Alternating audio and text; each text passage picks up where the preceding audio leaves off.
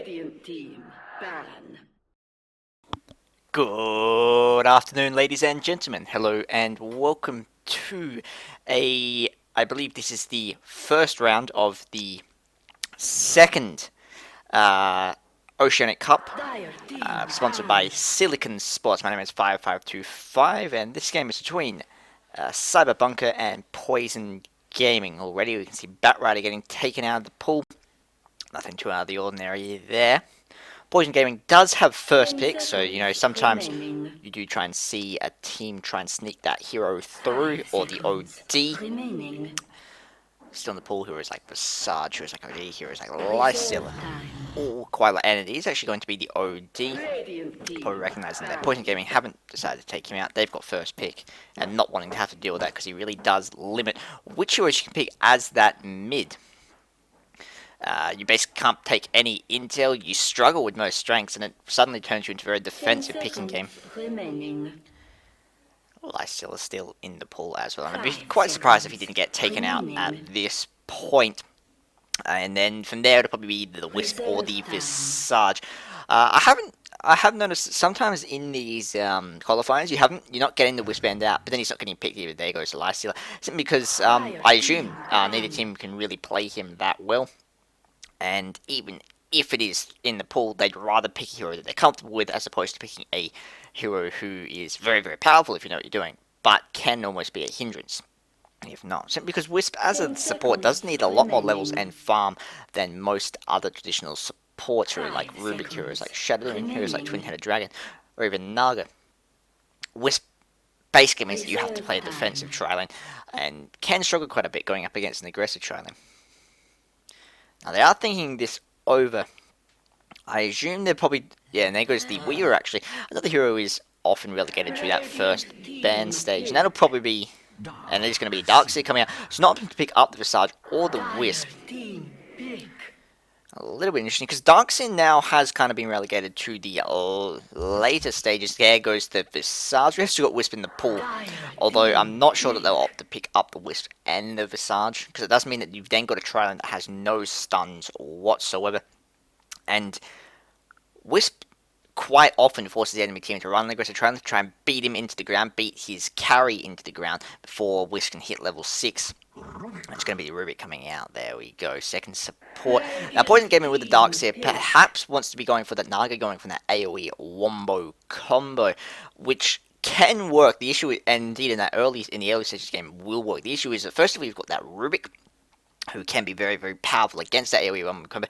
Also, coming into the later stages of the game, you start to fall off simply because all of your damage is concentrated into that initial burst, which is fine. You can quite often wipe the team, but as BKB start to come out from the enemy, as they just get bulkier, as they start to get the gold for buyback, suddenly you find that if you can't finish the game in the first 20 minutes or so, suddenly you're at a big disadvantage because you can blow all your stuff, but if they split push, if they dodge it, then you've got no real answer. Now I'm mulling over this second pick. As I said, I assume it would be the Naga because that gives you both a strong support. It means that if you're going for the and it's going to be the Gyrocopter, interestingly. Carry is generally relegated to the later stage of the game in terms of picks, but it does mean now, I think, that Cyberbunker is going to be looking to ban out the Naga Siren. They've already picked both supports, they have no real reason to take her up. And at the same time, Darkseer Gyrocopter screams AoE wombo combo. They might also be looking to take out a hero like Puck or Queen of Pain as the mid. Both heroes can combo very, very nicely with Darkseer. At the same time, we haven't actually got either support for Poison Gaming yet. I assume they'll be looking for at least the Twin-Headed Dragon if you're picking a Darkseer. And as I said, the Naga. Which does give you very, very powerful setup in that lane, depending on who gets picked as they might even look to go aggressive. And it's going to be Magnus getting taken out. Now it's more setup on top. And now the LD getting banned out. Now, so looking to take out those bulky heroes, indeed, those heroes who can, as I said, the issue with AoE bomb combo is if the enemy survives to it. There goes the Naga Man. Lone Druid, Alchemist, both heroes are very good at that. Both heroes are good at farming and who can potentially turn around at the 35-minute mark and suddenly wail away at everything that you have. So with Naga getting taken out, I would be surprised if Twin-Headed Dragon didn't then get picked up by Poison Gaming. They do need at least one support.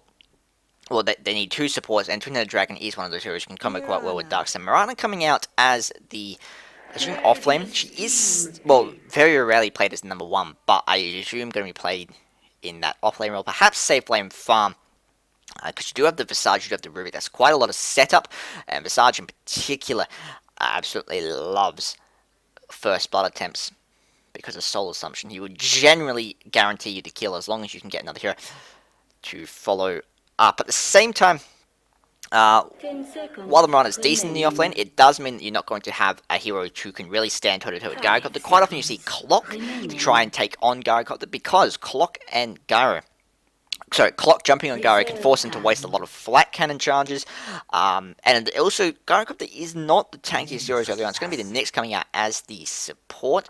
It does combo well with Darkseer, I suppose. At the same time, it does mean you're not going to have that single target guaranteed disable. Now, I assume that Cyberpunk is looking to be either picking up the carry and to be picking up the mid. Marana basically never runs mid. She simply does not have the auto attack. There's going to be Sand King coming out, actually. This is interesting. I assume that the Sand King is going to be the offlane. I can't see him as the mid. Perhaps Mirana going as the mid. And I certainly can't see him as the carry. Jakiro coming out now. There we go. So you have got, if Nyx can hit the stun, certainly you've got set up in terms of Jakiro, but it's not a guaranteed thing. Impale is, well, it's not the most easily dodgeable skill. It's easy. Later in the game, it can be quite unreliable as you start to see heroes with a lot movement speed as to pick up drums and so forth. So that may be a little bit of an issue when you're going for ganks. They don't have a guaranteed stun. Gyrocopter has a delayed stun, certainly. Jakiro has a very powerful stun in terms of Ice Path, but nothing that can guarantee, if they see somebody, that they can actually finish them off. I mean, you look at the enemy team, you've got the Rubik and the Sand King. You can both pretty much guarantee that and then allow Mirana to follow up. So we are looking at, I assume, the carry for Cyber Gamer, and that, well, it's going to be the mid for Poison Gaming.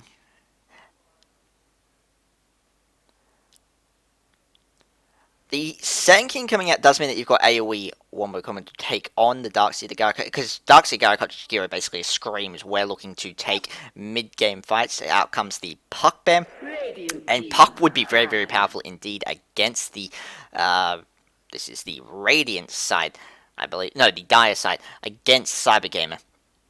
Simply because everything they've got is relying on spells. Mirana is not a particularly strong carry. She has no innate steroid outside of Leap, and that helps everybody as well. So she, while her base damage isn't too high either. This means during these mid-game engagements, a good silence water spell at the end. Stone Spirit coming out as the ban. They are assuming it's going to be the mid. And this last pick, I think, will give us a hint as to how Mirana and Sand King are going to lane. Because, as I said, I'm not entirely sure. I assume Sand King's going to be off lane. Which would have to leave either Mirana's safe lane carry or the mid. One of the two. Poison Gaming, I assume, looking to pick that up as well. Unless they're going to be running the Nyx mid, picking another support. Although that is fairly rare in competitive games. Because Nyx just doesn't have... He's not a particularly strong hero in terms of a lane control. You've still got the Queen of Pain in the pool as well. It's going to be Sven coming out. So Sven's going to be the carry, safe lane carry with Sarge and Rubik. Then you're going to have, I assume it's going to be Mirana mid and Sand King in the offlane. I can't think any other way. Now, Sand King in the offlane is going to have a massive, going to have a very hard time of it, I should say. Going up against Nyx, Jakiro, and Gyrocopter. If he gets caught, he will die. Simply because at the early levels, he's not going to have the range in Burrow Strike to be able to get away. And so, him ward blocking is basically going to be crucial to him getting any farm at all. Because otherwise, if the lane gets pushed even slightly towards the enemy tower, he's not going to be able to really farm at all, get any XP. He's not going to be able to move forward. At least until he can hit that level 3, even level 5 perhaps might be necessary. Get those extra points in Burrow Strike and actually get him some range to be able to escape. Poison Gaming. Mulling this over, I assume, again, it's going to be mid. Queen of Pain is still in the pool. Queen of Pain follows up nicely with Darkseid. You've already got Nyx and Jakiro in terms of the Sable. You've got Gyrocopter's ulti. I assume they may have been looking for that puck. And indeed, I can see why they've been out. As I said, very, very strong mid. Combos very nicely with Darkseid, with everybody on that team, in fact, because, well, particularly the Gyrocopter and the Jakiro, and there's going to be TA coming out as the mid. Not really a hero who gives you much in terms of AoE, while Cyberblades are nice and not particularly reliable. However, it does give you is some mid-game control. As long as you can control this mid, and indeed, against a Mirana, she should be fine. One of the issues with TA is that now, after the nerf to her refraction, perhaps not the most powerful of mid-heroes, but what she can do is, if she can get those early levels, if she can get that early farm, get that fast blink, roam out into those lanes and completely dominate the enemy carry, completely dominate the enemy supports. And Sven does not have very high base armor, only sitting at 1. Just running over both teams now. We're going to see DJ Bash going to be running mid on the TA. Zuro going to be playing that Jakiro. Looks like he's going safe lane support. Helping out that Bene on Gyrocopter. Running out that trail lane is going to be Mr. Snicklefritz on the Nyx. And that will leave David on the Darkseid to be running in that off lane. Meanwhile, over on the enemy side, well, I should say Dire's side, David's going to be playing the Sand King. No real hint in terms of items as to where he's going to go. I assume off lane. Bean going to be playing the Visage. TMN guy going to be playing the Mirana. Mikiv on the Rubik, and finally Perko on the Sven. Now, I assume the trial is going to be Sven, Rubik, and Visage. I mean, you basically don't ever run Sven in another role.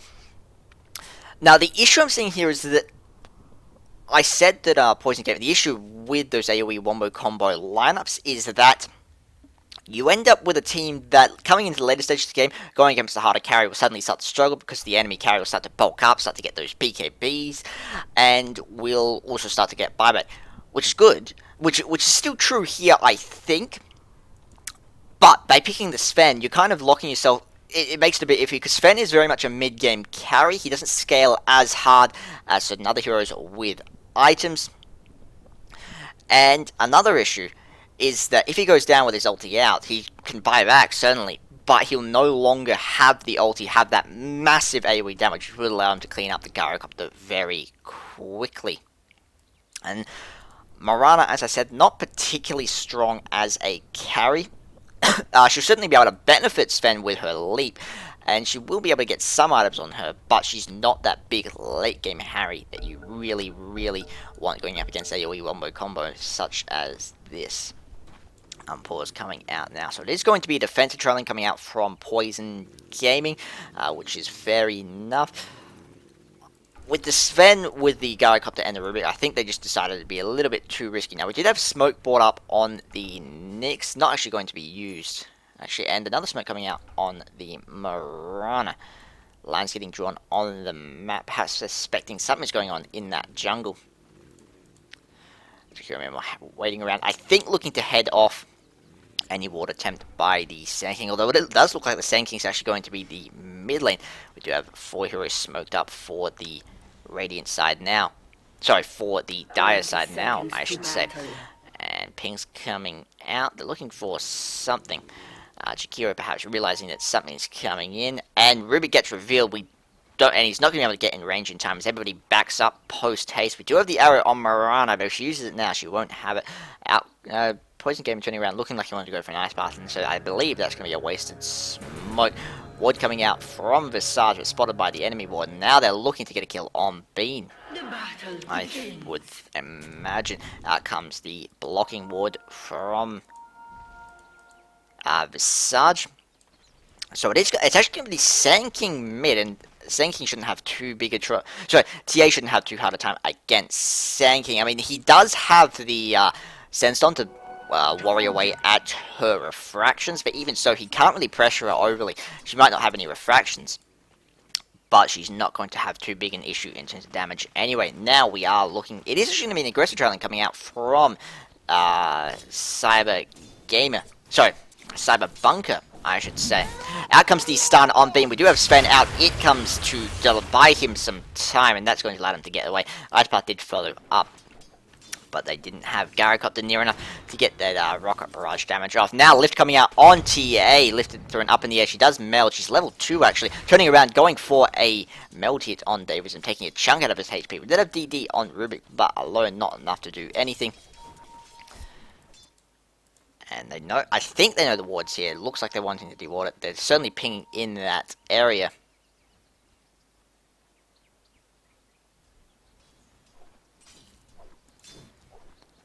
And Rubik rotating Bond. I really do think he is needed. We do have Gyrocopter coming in now, throwing out the stun. Out comes the Ice Path on the Sven. Gyrocopter giving chase. Stun comes out, going to catch him. Perko in a lot of trouble now. This might be first blood. Stun now comes out on Visage. Actually going to back off. Now Visage is in trouble. We don't have the stun on Sven. Gyrocopter lifted up in the air, thrown down to the tower. Ice Path coming out on Bean, very low, but going to be able to get away under that tower. Now Tower Dash coming out. But the Impale from this is going to be enough to guarantee the escape. Sven looking like he wanted to kill. He did have the stun up, but in the end not able to do much, if anything. And they are going to need this Rubik here, because otherwise the enemy team in that Twin-Headed Dragon will basically have free roam. Would have basically had free roam on that Sven. Sven has a melee who has to come forward for last hits, and from there Nix can just set up very nicely for an Ice Path. Now stun coming out on the TA, I think more just to deal pick damage than anything else. Actually having to take Caustic Finale, which is going to lead to this lane being pushed quite a bit. Also means he's not going to have the refraction. However, at the same time, it will mean during this early level, it's good to have a lot of harassing power against the TA. Also be able to get some nice last hits up, although TA leading 11 to 7.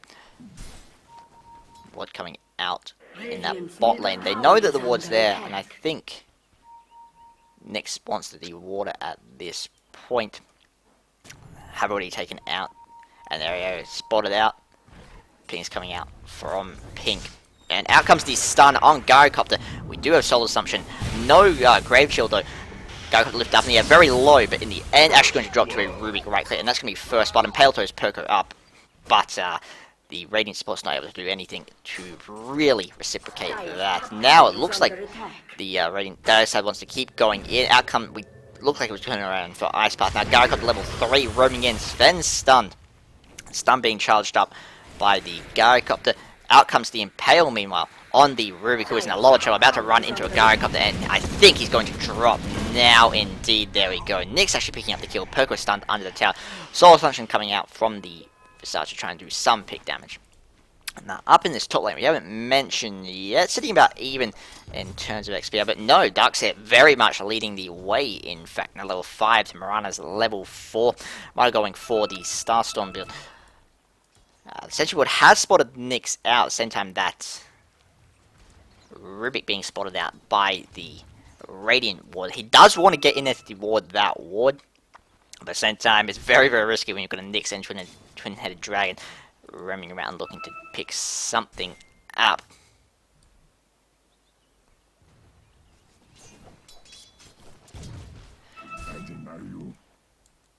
Now, they don't have ward cover. They are sitting on top of that sentry, so they do have some idea. Well, they know that Twin-Headed Dragon is there, in fact. Right on that level 4 now. Sand King Barrow striking away. He did pick up the double damage rune, but TA looks like she wants to punish him for that. Coming in now. Sitting at level 5, she has got to take 2 points inside lane, perhaps to get out of range of that Caustic Finale. So, starting now getting charged up by the Gyrocopter. I think just looking to pick away at the enemy, keep them on edge at this point. And Darkseid basically getting free reign now in this top lane. Level 6 to Mirana's level 5. She throws out the arrow, but he will be able to dodge quite easily. He has picked up his boots, and you basically, with Mirana, during the daytime, you basically can't hit the arrow, unless it's necessarily like a Crystal Maiden. Once they picked up their boots, they simply move too fast for you to really be able to lock them down. They will be able to see the arrow coming in time. Now comes the stun on Gyrocopter. We do have Visage there.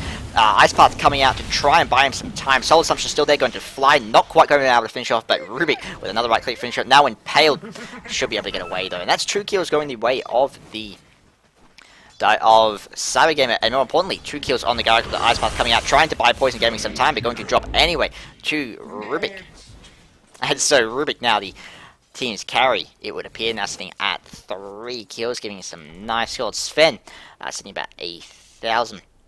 And he's sitting well behind the Gyrocopter, as does happen in an offensive try. But at the same time, they'll be able to shut down Gyrocopter quite heavily. And if you look at the net worth, Sven buying something on the Courier, I think. I'm not sure, his net worth just suddenly dropped. But he was sitting about 1,200. Compared to Gyrocopter's 1,400. That's 200 gold difference. When you've got that big a difference in the last hits, but you're still that close in terms of net worth, it does speak to the fairly successful aggressive trailing that they're running at the moment. Now the trap's coming out. TA looking for a kill on Visage.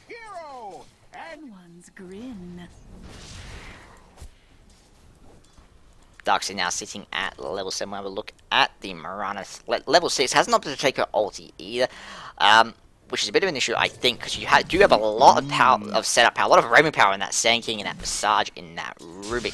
Out comes the stun now on Poison Gaming. Ice Path comes out to try and buy some time, and it's going to be enough. They didn't have Rubik close enough, they didn't have Sand King close enough. Sand King, speaking of, now level 6, opted not to take his ulti as well, so this is the no ulti team, it would appear. B now in some trouble, TR looking for a kill. We do have Davism coming in, he throws out the stun, now trapped under the tower. It does wail away on her, but no real soul assumption charges. And they've got about 4 seconds until refraction comes off. Now she turns around looking for a kill on Sinking. She has refractions of her own, going to meld, pick up a creep kill with that.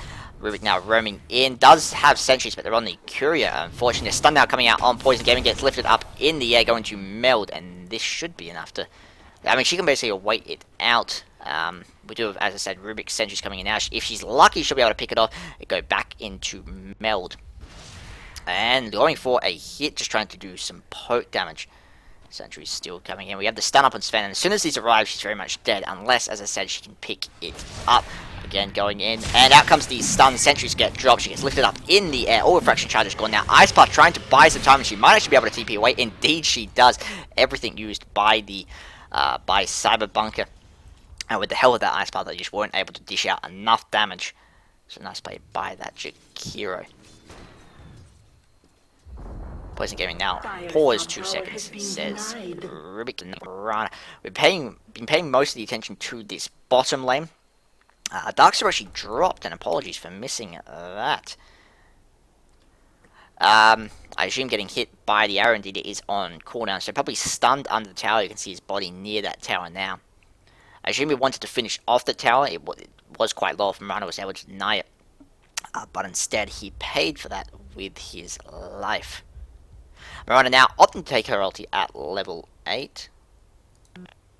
Finding more unbound keys. Alright, so they have apparently Cyber Bunker have been having issues with unbound keys. I assume they just swapped computers or something, or they've bought a new mouse and they're finding that their buttons aren't working like they used to. Something along the lines of that. At any rate, TA now level 7. She's picked up treads. At the same time, she hasn't been able to roam very much, if at all yet. She got picked. She was looking for the Visage, wasn't able to get that kill, but now looking for a kill, going in on him. We do have the meld if she wants to use it, but nope. But she hasn't been able to pick on this Sven, and Sven meanwhile doing very, very strongly against the Gyrocopter. Although Gyrocopter now sitting in the lead in terms of both net worth, sitting 1,200 up and 2 levels higher. So while we did have those early kills, I think Sven milling around looking for that kill on TA did actually cost him quite a bit in terms of farm. Now we do have the TP coming out from Sven, heading mid lane. TA did jump on the Visage. Again, he was able to get away. Do have the sentry coming out. Do have the sentry still there, to say, but the trap is going to delay Sven enough that he's not going to be able to pick her up. Okay, looking like he wants to take down this tower. Ice Path coming out, going to catch Mirana at the edge. She does have leap to get away if she needs to. Sven now roaming in. Level 4 to Gyrocopter's level 6. And Gyrocopter level 6 is a scary beast indeed. That's really where he explodes in terms of damage. Because you get so much general AoE damage. You've got some nice setup in terms of Kira, in terms of that Nyx Assassin. And if they can catch somebody out, they will die. Pause now, says the TA. But it will allow Apologies for that, I just did want to check something with my streaming software. I heard a sound that sounded like something had glitched out, but it seems to be okay. At any rate, if they can catch somebody, they're going to be dead, and they shouldn't have too much difficulty pushing into that tower. Sven at this point, only level 4. What?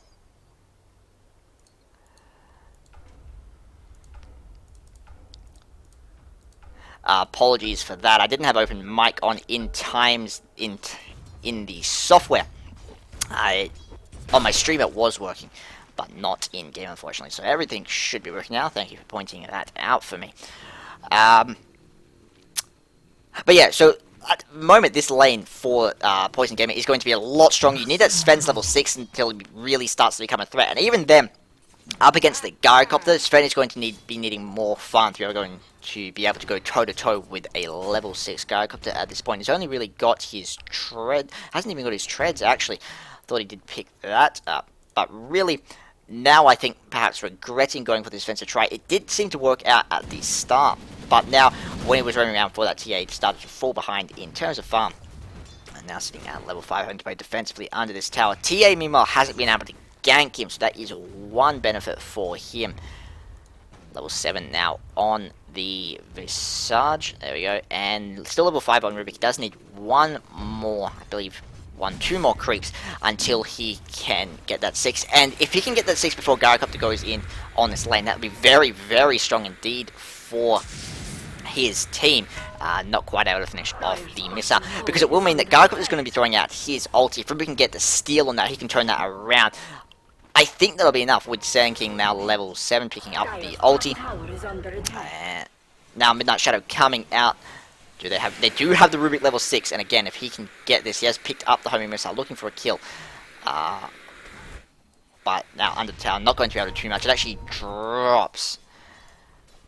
Now Ping is coming out. They want to defend this tower. Mirana by herself not going to be able to do too much. As I said, Darkseid will be able to pretty much dodge anything she throws at him. He has the Surge, he has his Arcane, he can turn fast enough, although now getting slowed by the creeps. Might actually have Sun Trouble. And I think something's about to break out in this bot lane. With Gyrocopter level 6, he's going to be wanting to look for this tower, look to take a fight. Sven's still level 5, he does really need that level 6. Actually lower level than the supports in his team. Level 6 on Rubik, level 7 on Visage. Visage is getting all that solo lane XP. Now, out comes the Visage for this bitch melting down TA. She does get the refraction off in time, going to block the soul assumption though. And as I said, Impale coming out, the stun on Sven, he's going to get hit. That stun coming in from Sand King. Doesn't have mana for the ulti though, but stun now coming out on Gyrocopter. He does get dropped. He throws out the ulti to try and buy some time. Root not able to get the steal on that, unfortunately. Sven about 8 seconds away. Stun now coming out from the Sand King, as we do have David TPing in. Twin-headed dragon. Actually, that was the ice pass from Rubik coming out. But now he's going to drop to the Darkseid and going to double kill for Darkseid. This might even be a triple kill. Davidson very low. Going to Sandstorm, but still going to get melted. And it's actually Nix is going to pick up the kill. Now TP coming in from TMNIK. But not much you can do at this point. We didn't have Visage present in that fight. And that looked like it was going in Salabunka's favor. They were able to pick up the carry once again. Gyrocopter now sitting at 3 deaths. But at the same time, then Darkseid showed up and was able to completely melt them all down. I did think they needed to back off after that. Perhaps just staying there for a little bit too long. They didn't expect Darkseid to be coming in with that TP, I don't think. But we had the Gyrocopter ulti coming out there. Even so, that was a nice pick off in terms of that Sven. In terms of that Sand King, we didn't have Sand King's ulti used there. I think mismanaging his mana just a little bit. He jumped in, was probably looking to follow straight up. We had already had Nyx's stun getting used. Already had Ice Path getting used, I believe. But in the end, now still coming out from Rubik, able to get his hands on Ice Path once again. Rubik with Ice Path is a very scary beast. It's probably one of the strongest skills for him to get his hands on. So quite a low mana cost, quite a low cooldown. Now the weakness is it's on Twin-headed Dragon. Twin-headed Dragon has an absolutely massive... Now, the Sentry has been popped, so they are going to be able to see this Mirana ulti coming in, I believe. Well, they don't have vision there themselves. Sven may have gotten too close there. Anyway, Still looking for a kill. I think they know something's up. Next barreling under that tower. Out comes the arrow, going to miss the TA. She's going to be able to blink away. So she has picked up her blink. Now Darkseid tipping in, looking for a kill. Ulti coming out from the next. About to run into that Rubik, who's going very low. Doesn't have the ice path. Can still potentially turn around. Indeed he does. Throws it out. Ulti now coming out from Davidson. Out comes the ulti from Gyrocopter, going to hit 2. We do have the leap on Mirana if she wants to get away. She has the arrow. It lands on Poison Gaming. Now the vacuum going to bring Davidson back. Mirana already dropping. Sven got picked off in the meantime. And another very nice fight for PG. In part 2, David there on the dark side, absolutely melting away at the enemy team. Now look at gold. I think it will be very strongly indeed. 5,000 gold in Poison Gaming's favour. 3,000 in terms of XP. So they are taking the edge, the lead at this point. Now, by no means is it the end of the game, but Sven really struggling to carry at this point. In terms of kills and deaths, not doing too badly. He has been present in a lot of kills, but at the same time, he hasn't been able to get that far. You look at last hits, Gyrocopter 67 compared to Sven's 13. Gyrocopter now about 300 away from finishing off his drums. From there, probably looking to pick up the BKB. Sun now coming out from the Sven, trying to set selling up, but David going to work, blocking him as much as he can. Melody comes out, going to finish up Sven. And another death for him, now sitting down at 3. Again, you compare this to the Gyrocopter, it's not that big a difference. Gyrocopter's sitting down at 3 deaths as well. He's got 4 assists compared to Sven's 3 assists, 1 kill. So in that regard, Sven's not doing too badly. But simply because he was a melee hero against that trial, and he couldn't really move forward for those last hits. And from there, the advantage really just come further and further in Radiant's favour. Looking at net worth, Gyrocopter now about 3,000 up on the Sven. They're going to work on that rush. Thanks to that Mel, they can as well. No vision up in the area. I might suspect something's going on. They do have the stuns now getting used on the familiars. Not going to be able to scout that out. Now they can catch him here. We're still about 30 seconds away from Sand King's ulti, so even if they do catch him, they're going to have issues taking that fight. They have ulti up on Mirana if they want. Sand King, I think, suspects something's going on, running straight into that Nyx. Nyx gets healed by the mech, which might be a bit of a clue, and realizing that they've been spotted, I think they're going to back up. Ping's coming out. They are looking to get something done. Now, Sand King 10 seconds away. Out comes the ice path from the Rubik, and they are looking to something out. Stun now coming out on David. Lift coming out on Shihiro, get thrown into the pit. Stun, very nice stun, catching 2. Now the vacuum getting thrown out, only catching 1 out of Bean gets stunned, and he's going to drop at the same time. Sand King ulti getting used. Not going to do too much, and Sven having to back off now. And TA Mimo picking up yet another kill on this Sven. Mirana having to back up as well, and this will be the free rush. And to be honest, at this point, I think it might even be game.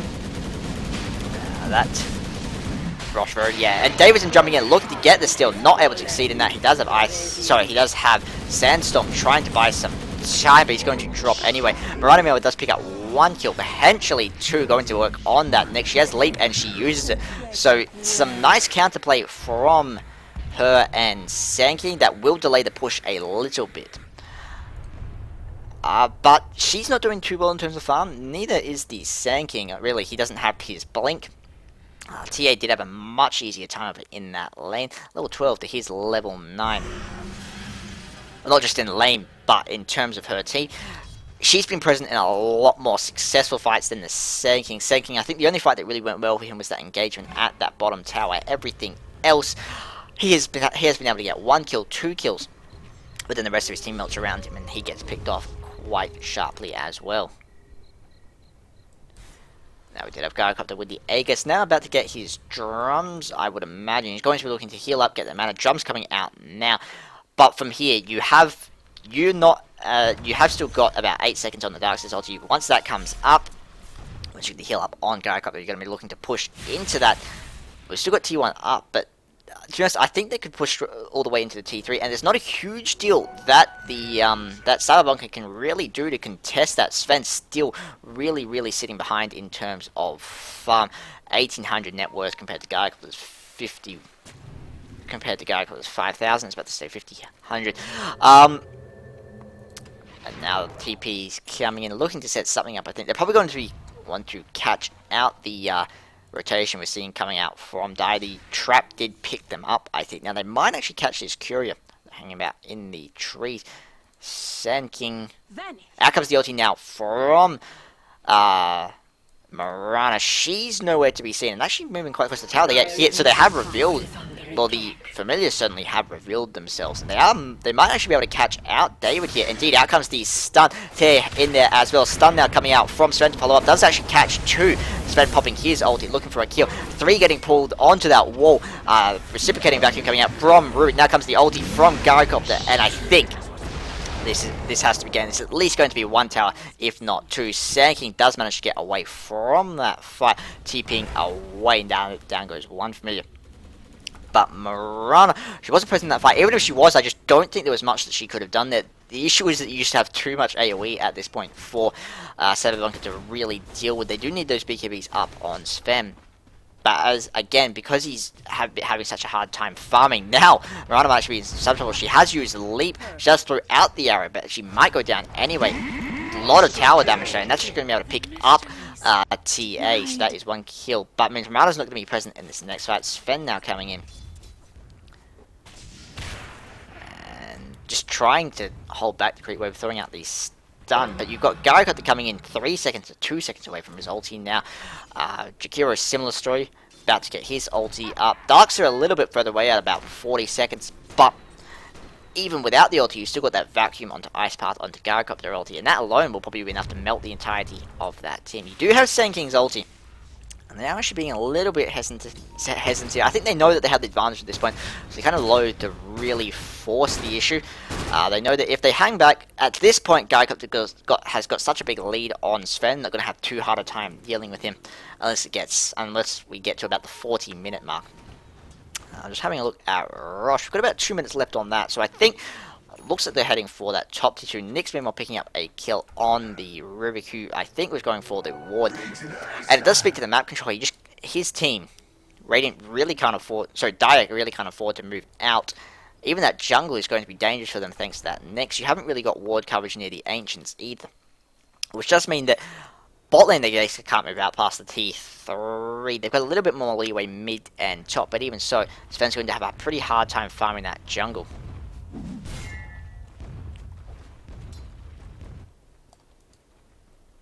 So yeah, now looking to pick up a kill. She does have Blink 2 at the top lane now. Nick's roaming in 18 seconds away from his ulti, but I think just go to scout out Davis and doesn't really care, going for the stun anyway, and he drops almost instantaneously. Arrow coming out to try and catch them, but not able to land after all. Aggressive ward. We have got the Uber ward getting placed for both teams. Both teams perhaps fearing a bit of a wrap around. You do have the Mirana ulti up, which will mean that potentially they can rotate around and get a kill. But even, we saw in that last fight, they had to pick up that Sand King. Sorry, pick up the Darkseer. Well, at least catch him quite easily, but even so, they weren't able to deal with damage. And we saw that he was quite far away from his team, so if that didn't work in that last fight, I don't really think a wraparound from Mirana here is going to be really able to catch anybody out. A Gyrocopter now sitting about 1100 HP, quite bulky.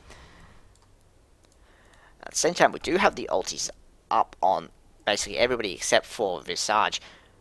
Up on Sven, up on Mirana, up on Sand King, but about 20 seconds away from respawn. But at the same time, them having the ultis up on is not as big a deal as Hero with his ulti up, Gyrocopter with his ulti up, Darkseer indeed with his ulti up. Now Stun getting charged up on the Ruby. Out comes the ulti from Gyrocopter, melting down Rubik. But now T actually going to drop as Sven gets picked on by the Gyrocopter. Ulti coming out from the Mirana, trying to buy some time. Davidson drops again. He did actually buy back there. He does manage to get the ulti up, not dealing too much, if anything. From this point, I think it is okay. Look at gold, more than 1500. So 15,000, I should say, in PG's favour. 12,000 in terms of XP. Aegis still up on Gyrocopter. They should be able to push into this tower without too much difficulty at all. There's not much that the Visage and the Mirana are going to be able to do to defend it. They do rotate mid to pick up that T2 though. Just looking at the Roshan. We've got less than a minute until it's reclaimed. About 30-40 seconds. Now Sheetstick coming out on the Darkseer. Haven't had any progression on Gyrocopter since the drums. Probably looking to either pick up his Butterfly or the MKB. Those are generally the first real carry items that you see coming out on the Gyrocopter. Haishun has been spotted. Actually going to be the BKB, which I can certainly understand. You have still got quite a bit of magic damage, and once you pick that up, you basically got there's nothing the enemy team can really do to deal with you, because Sven really just is not a threat at this point, unfortunately for his team.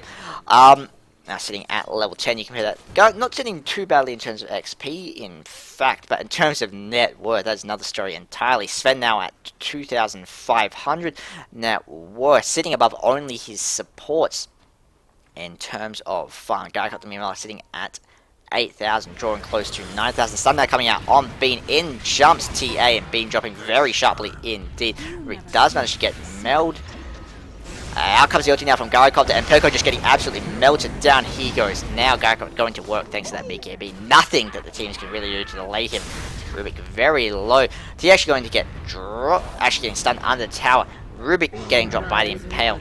Thought he might be able to get away with the Mel, but unfortunately not. This is going to be a free 2T, probably a free T. Well, I won't say free, but they have got the T2, then they should be able to get the T3 without too much difficulty at all. Gyrocopter, I believe, has lost his Aegis indeed. That has gone GG. Comes the call from there, isn't it? At this point, I agree. There wasn't really anything they could do to come back. They were sitting in too much of a deficit in terms of their carry.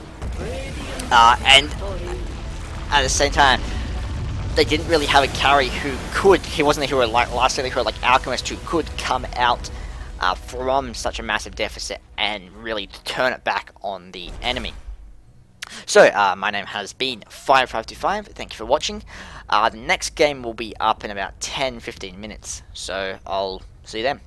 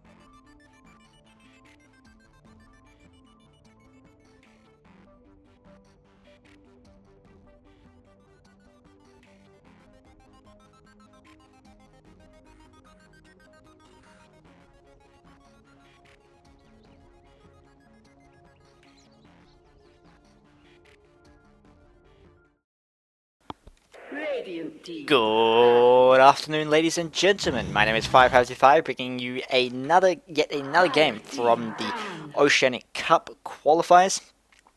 And this game between last game's winner Poison Gaming and In Her Seed We Trust. Jumping right into it, they've already taken out OD as their first ban, and Batrider following very quickly behind. Wouldn't be surprised that Lysila are probably going to get taken out as well. Those are, I'd say, the big three at this point, and then it is actually going to be the Wisp, which is very, very common in high-level competitive, so no surprise there. However, Wisp often, I've noticed, in these qualifiers hasn't been taken out as much, is going to be the last steal. That's mean Visage, Weaver still in the pool. We'll probably see at least one of them picked up by Seed We Trust. Generally, teams I think do go for the Visage as that first pick. A lot of teams really, really favour him as that support. They might be mulling that over now. They do know that if they go for Visage anyway, team will probably snap up Weaver. Actually going for the Darkseer, in fact, leaving both the Visage and the Weaver open to Poison Gaming, if you want to go that way. They are mulling this over as well. Last game, I believe Poison Gaming went up against the Visage. Now, there is always the question of whether either team can play Visage, simply because it's the same thing with Wisp. Not every team does necessarily have a player who is comfortable on that Visage, comfortable on that Wisp. And so teams do sometimes prefer to pick up a support hero who their players are actually comfortable with, instead of going for a support who is better in some situations, however, requires more micro. They are mulling this over, actually going into reserve time. I would be surprised if it's actually going to be the Ruby coming out as a support, so probably going to be the Weaver as that second pick, I'd imagine. Very, very powerful as an offlane. Almost impossible to finish off, and also very, very strong as a carry. There we go, the Weaver. Now, the Darkseer coming out does suggest perhaps the Naga coming out as the support. Twin-Headed Dragon, also very, very strong in terms of comboing with Darkseer. And then from there, you're looking at heroes like the Gyrocopter. Heroes even like the Sven, you do sometimes see him picked with Darkseer and Twin-Headed Dragons, because there's so much set up for a massive team-wiping cleave. But that does remain to be seen. Last game we actually saw Poison Gaming running something very similar, picking up the Darkseer as the offlane, running Gyrocopter as their carry, and picking Twin-Headed Dragon up as the support. So we might actually see that strategy reversed now. They are also mulling over this last pick. Now, this is actually going to be the Visage, so they do have somebody on their team who can play that hero. Very, very powerful in terms of scouting, in terms of killing potential, especially early on. If somebody gets caught out, a solo summon will almost always be enough to finish them off. Now, it does also suggest perhaps they're looking for the Gyrocopter. Gyrocopter does combo very, very nicely with Darkseer, and Visage and Gyrocopter are very, very strong lane combo, simply because Darkseer dishes out so much damage with that Rocket Assault. So that does mean that if anybody, indeed, when you've got squishy heroes such as the Rubik, if they come anywhere closer, they get caught out by the Gyrocopter. We've still got the Naga yet to be picked up, potentially by Seed We Trust. They are going to be looking to take out that Nyx, and the Naga almost instantaneously coming out from Poison Gaming. And I think they have recognized that not only do you have very, very strong combo with Darkseer, it also means that you've got that very, very powerful level 1 disable, level 2 movement disable, which Visage absolutely loves. Most heroes are going to be able to dish out enough damage in those 2 seconds to be able to clean house, really get get all 3 stacks up on Visage, I should say, and from there and Twin-Headed Dragon coming out as the ban as well. So they're looking to take out 2 supports who come over very, very nicely with Darkseer. And this does leave, they're still down as support. They're going to be picking up the Alchemist as their second carry. Now, last game I said the problem with AoE Wombo combo is that while it's very, very powerful during that mid game, the issue is that if you're playing against a team that can back off a little bit and also start to get that far, start to bulk up, and then really take you to town once they start to get their BKBs up, once they start to get buyback up. Weaver is one of those heroes. He can split push to his heart's content, he can dodge fights, and he can also carry very, very well. Alchemist is another one, simply because he gets so much gold, unless he gets completely destroyed, which is one risk with Alchemist. Alchemist is not a particularly strong hero when playing from a massive, massive deficit. not so much because while he's fantastic out farming, he does need that level 16 to really start to carry in terms of DPS. So if he's struggling to get there, it does mean that the enemy carry can sometimes just toy with him. But at the same time, if he gets that farm up, if he's able to defend, if they just let those T2 goes hold the high ground long enough for Alchemist to get the farm, he gets those buybacks up, and suddenly you have this big AoE one-way combat. Alchemist just buys back. Weaver either time lapses, or if he dies through that, he can just buy back, and then they can go to town on the enemy heroes. Especially if in her CB Trust picks up the Gyrocopter, who is more prone than most other heroes. Well, he's not particularly strong in longer engagement, simply because almost the entirety of his damage is focused into those 6 flat cannon shots and the ulti, which is fine early to mid game because that's all you really need. You're wiping pretty much everything with that ulti, with those flat cannon shots. But coming to the later stage of the game, when you've got you've got a tanky hero like Alchemist and a hero like Weaver who lives twice, it can be a lot more of an issue. It's going to be Crystal Maiden coming out as that second support, which is still very powerful in terms of AoE. You got a lot of setup with the Visage, Nova, and or Frostbite. Well, Crystal Maiden has the best level 2 combo in the game. You combo that with a Visage and with a Gyrocopter, who I think Poison Game will probably be looking to ban out at this point. While I think they have stronger carries coming to the late game, it makes sense to them to not be as advantaged. Actually picking up the Witch Doctor, the second support, who is very, very odd.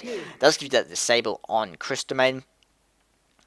Both mids are still in the... Well, I say both mids. Timbersaw still in the pool, Puck's still in the pool, Queen of Pain still in the pool, and those are the big 3. And it'll probably be the Puck or the Queen of Pain that's in Hasib we trust going to be looking to pick up. When you've got that Darkseid, you're generally looking for a mid hero who can really follow up well.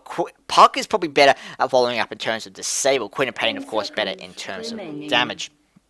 And I suspect it will actually be the Puck. You've got that Crystal Maiden, and if you can get a 3-second uninterrupted Crystal Maiden ulti off, which indeed a Puck greatly facilitates. A Crystal Maiden ulti that nobody can run from because of Puck's ultimate. Then you basically guarantee a wiping the enemy team. Everybody except Weaver's going to go, actually bringing out the Anti-Mage as the carry, which is interesting. So it was looking to me to be shaping up into this AoE combo lineup. We do still have Puck in the pool. So Anti-Mage now going toe-to-toe with Alchemist, perhaps recognizing that if they put all their eggs into one basket, and Queen of Pain getting banned out, TA getting banned out, meanwhile, buying her seed we trust. We did see a TA run to fairly great effect by Poison Gaming last game. Poison Gaming looking to pick out that mid. I'd be surprised if they didn't go for the Puck, because it offers you so much. First of all, just in setup for the Witch Doctor, setup for the Alchemist, and there goes the Puck indeed. But also because Crystal Maiden, Anti-Mage, Visage, all quite reliant on spells, especially early on. If Anti-Mage gets caught out, if he gets silenced by Puck, he will drop. He just does not have the HP early on. Especially when you've got armor reducing hero like Alchemist, you've got the physical damage of Witch Doctor. It's going to be Dragon Knight coming out as their mid in return. So, in a CB Trust not putting all the eggs into one basket, and I think I can understand why. They might have had a shot at it if only the Weaver got to, but when you've got Weaver and Alchemist, it becomes a bit risky to hope that you can push into those T3s before the enemy starts to come online. So they're going for the Anti-Mage, who will give you a much stronger late game cap potential. You've got that early control in terms of Darkseid, Visage, Crystal Maiden, very strong roaming, and in terms of the Dragon Knight, all very, very strong heroes in terms of pickoffs. And I think what they'll be looking to do is to be shutting down the Alchemist as much as possible, because Alchemist, I think, is more prone to being shut down than Anti-Mage, because Anti-Mage, if he loses all those T2s, he can blink out of the base, split push the lane, and then blink away when he starts to feel like heroes coming in. Alchemist as a farming hero is a much slower beast. And so if he gets bottled up inside his base, he has to move out much more slowly. He doesn't have a guaranteed... he won't have that escape that allows him to get away. I do feel that early to mid game is going to be stronger for Trust, while you have got a weaker Trilane, I think, simply because Anti-Mage doesn't offer a huge deal in Trilane. You've got much better roaming support. So Witch Doctor... I feel is a little bit odd. Not that he's a bad hero by any means, but he does require a lot more farm than hero like Rubik, hero like Crystal Maiden, hero like Visage. And also he's more reliable in terms of that stun. Now Maledict is an absolutely amazing skill if you can throw it out in the enemy, and if indeed you can get that Aghanims up on him, he deals a colossal amount of AoE damage. The issue is getting him that farmed in when he's a tri-lane support. And if he can get lucky stuns on the anti-mage, they might well be able to make this pay off. But I think it will come down to how well those Witch Doctor casks bounce in those initial ganks. I should remember both teams now, actually. Zizzy, you're going to be playing that Crystalmain, going to be in that safe lane support, helped out by Stabs on the Visage. iGreen going to be running mid as the Dragonite, while No Interruption rounds out that tri-lane as the safe lane carry on Anti-Mage, leaving Chinese, is that Chinese? I think it is, on the Darkseer, Chinese characters on the Darkseer. DG Base, meanwhile, playing that Weaver, already heading into that bot lane, going to be the off lane for his team. Zero on the Witch Doctor, helping out Bene, who's going to be carrying with the Alchemist, and finally, Mr. Snicklefritz on the Rubik, leaving Puck mid on, the Sacrifusion are going to be playing Puck mid against that Dragonite. Now, Dragonite will have the harder time of things here, because he's a melee hero, he doesn't have as much pressuring power, but as a Dragonite, he won't have too much difficulty surviving that lane. That's one of the things with Dragonite, while he doesn't have a huge deal of pressure power in that lane, actually going in quite hard on Puck, though, thanks to those illusions, using them to tank tower damage. While he generally doesn't pressure the lane particularly well, he also won't have that harder time of surviving. Now, where are those sentries for the radiant? There we go, on Crystalmain. Haven't got a ward, so she's not going to be able to have to use those there. It's all going to be dedicated to locking down that Weaver. Darkseer looks like he's already given up this lane. Pause now coming out from the Alchemist. So people seem to be having some issues with lagging. But yeah, Darkseer backing off already is a little bit odd. Perhaps he's decided he doesn't want to bother going up against this. We do have the because he's opted to take Greed at level 1, which was the standard build in TI3. Now he does often go for the more aggressive, taking Cask and Spray first, looking to pick up a kill on the enemy trial. But I'm not entirely sure why Darkseer has opted to back off so early. You do generally see him try and contest the lane. It's only if he dies, or indeed if you're going up against a team like Rubik, Visage, Alk, something which even Darkseer struggles to survive against, that Darkseer will back off into the jungle. And that will allow Alchemist to get basically free farm, while Weaver is a much stronger hero in terms of pressuring our lane. And now we do have the Anti-Mage jumping in. Sentry's getting placed down by the Crystalmain, not able to quite get in range. Out comes the Frostbite now, and he might be in trouble. We do have the Soul Slash, out it flies, but he already goes down to an Anti-Mage right-click. First blood of the game. First blood to Anti-Mage, first kill of the game. Now, that will give him some nice gold. Now, I was going to say that we should be able to push this lane more effectively, but then a Darkseer who isn't actually present. Now, last hit for last hit, Anti-Mage is still a stronger hero against most carries. However, against an Anti-Mage, Anti-Mage sitting at 10, to Alchemist 12. Net worth will be a little bit higher indeed, 300, thanks to that first blood. Now, with most heroes, that is true. Alchemist, if you let both carries farm, Alchemist will always draw ahead. You have to pressure an Alchemist. However, with an Anti-Mage, there is that strength, and if Anti-Mage can get a fast Battle Fury, he really explodes in terms of farm, much harder than any other hero outside of the Alchemist. And so I think that is one of the strengths of picking up the Anti-Mage. You go from a hero who basically, you go from facing up against a carry who you absolutely have to shut down or you will probably lose, to a hero who you can, as long as your own carry doesn't do too badly, you should be able to, if not beat him late game, at least match him late game in terms of farm. And both Anti-Mage and Alchemist are heroes who aren't the absolute hardest. 6 slot for 6 slot, they do actually fail against other carries. However, both carry because they're so fantastic at farming. Because they end up with a 30% gold advantage over the enemy carry, and from there really snowball to victory. So it'll be interesting to see how they match up. Again, in terms of the last hits, Alchemist leading the way now, 6 ahead, and already drawing up into his net worth thanks to that Goblin's Greed. And that is what Darkseer, I think, perhaps realizing he has to be in this lane. Perhaps just wanting to get that level 2 to Surge and Shell. Pink's now coming out. We have got the Rubik and the Witch already rotating in. We were looking to set something up. Darkseid has been... So, Witch Doctor has been spotted out, sitting at level 2. Now, out comes the stun lift coming out on the Crystal Maiden, and she will go down to Maledict if nothing else. But now Rubik in Sun Shower drops to the Anti-Mage. Soul Sunshine coming out doing some damage to 0. Now, Anti-Mage might be in some trouble. Still 2 seconds away from that blink. We do have Witch Doctor there, not with the stun though. He's not able to lock him down. Rubik now TPing in. And so Alchemist, I think they realized that with Darkseid, well, when Darkseid rotated it out, it basically gave Rubik and Wish with the free range rotate bot. Alchemist now level 5 to Darkseid's level 4. Once he gets the ulti, he won't have any issue at all dealing with the Darkseid's shell. It's just until that point. And now ping's coming out on Witch Doctor.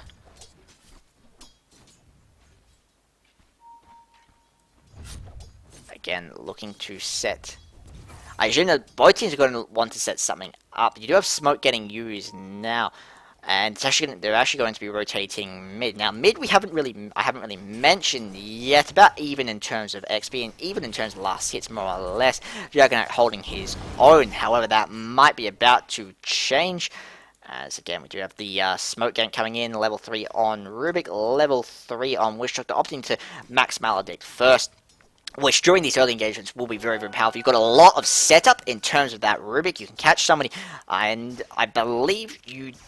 somebody explained it to me once, how I think you double all the damage dealt during that first tick, and then increase that. Now I think... out comes the ulti now from Puck, jumping in on Green, throws out the silence, but the support's just a little too slow to really follow up. Out comes the stun now, but not able to get in range. I didn't catch where the Rubik went. Actually already rotating top, so a little bit of miscommunication there, I think. And now the level 6 on Alchemist. And again, from here he won't have... He's going for the Midas build, and he will have that quite at about 6 minutes, which is a little bit delayed, I believe, free from Alchemist. The fastest time is about 4 minutes 30. And so I think he could have gotten that a little bit earlier, because he did have about 800 gold before he bought up the hand. But now with that up, his farm is going to explode, and he does have the advantage in that because he's going for the Midas first, his farm will explode a little bit faster than Anti-Mage. Looking at net worth, Anti-Mage still in the lead, thanks to those 2 kills that he did get. And now we're looking at about, let me think, 3,200, so about 2,000... I believe, away from the Battle Fury. It's going to depend how fast he can get that, simply because he will need it.